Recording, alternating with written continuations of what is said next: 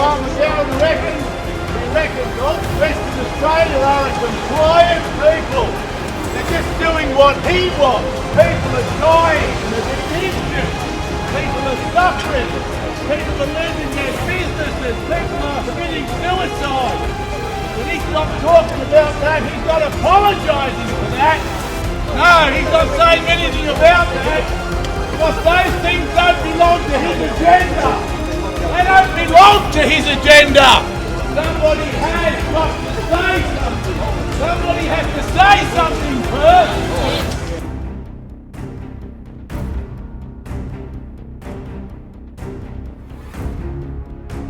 You're a nurse or a doctor and you work in healthcare. You've got to have the chance to work.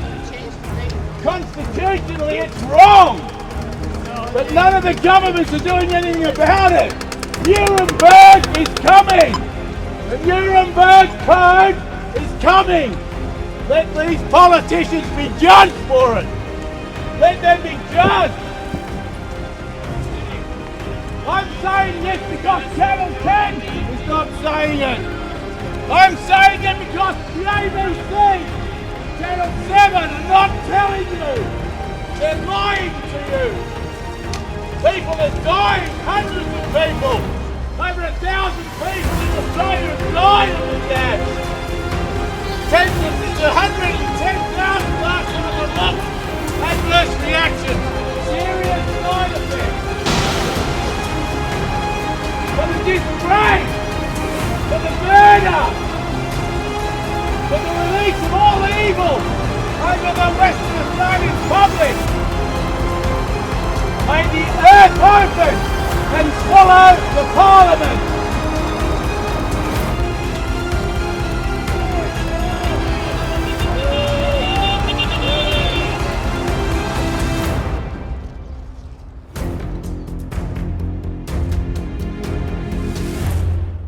A place where there's only one voice being echoed, and that's the voice of Mark Mclown.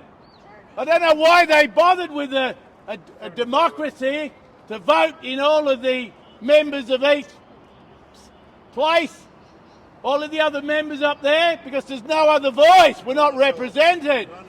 There's only one voice, and it echoes from the World Economic Forum. It's Klaus Schwab's agenda. It's been echoed through Scott Morrison. It's been echoed through Greg Hunt. It's been echoed through Atagi and APRA. It's been echoed through the media. It's their voice. It's the voice of the World Economic Forum and its agenda. Not just here in Australia and Western Australia, but all over the world. And what do we have? We only have a voice, that's all we have.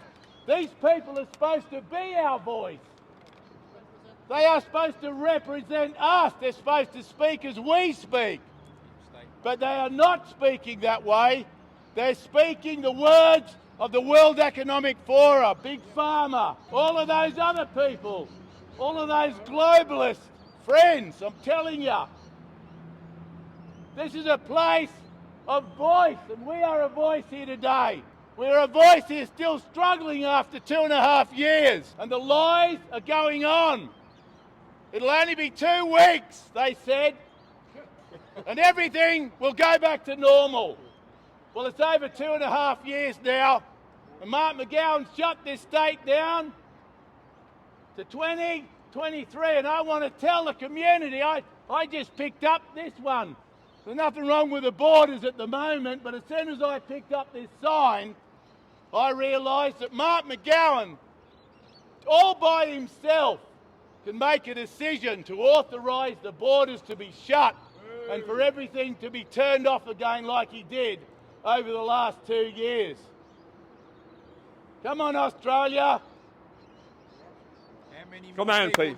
Come on, Australia. You've got to wake up. You've got to wake up, Australia. Today, we are your voice. Today, we have words. This is all we have. All of the words of the Nuremberg Code. All of the words of the civil liberty. All of the words of the Constitution of Australia. All of the words of All of these words, all of those words are shut down. The only words we have are the words that are controlling a false pandemic. The evidence is there, and this is my heart today. This is what I'm crying out for. This is my heart. What is the next step? Where do we go from here? Well, where we go from here today is we've got to make them accountable. The evidence is there. We've got to make them accountable. We've got to keep speaking. That's all we have. We have a voice. We've got to keep speaking to make them accountable for the murder, for the severe injury, for the long-term sicknesses, division in society, for all of the mandate, for all of the cruelty. And I want you to know that the World Economic Forum, before 2019, and even the federal Australian government did surveys. They used taxpayers' money to do surveys on how people are affected by wearing masks and how they're affected when they're locked down, how they're affected when they're isolated. They did all of those surveys here in Australia, funded by the Australian taxpayers' dollar. And when those researchers came back, they knew every one of those things were negative, that have no good impact on the community. It would be harmful. But yet, Scott Morrison, Greg Hunt, members of the young global world leaders under Klaus Schwab, Ardern, Trudeau, Johnson, Boris Johnson, the French Prime Minister, there's so many of them. There's just so many of them. And they just have implemented this evil. That's all we can say it is. Like Martin's been saying, there's been 6,000 deaths, suicides in this country. I've never heard a politician, never heard a union leader, I've never heard anyone from the church. I've heard nobody. There's nobody standing up for those people who've committed suicide.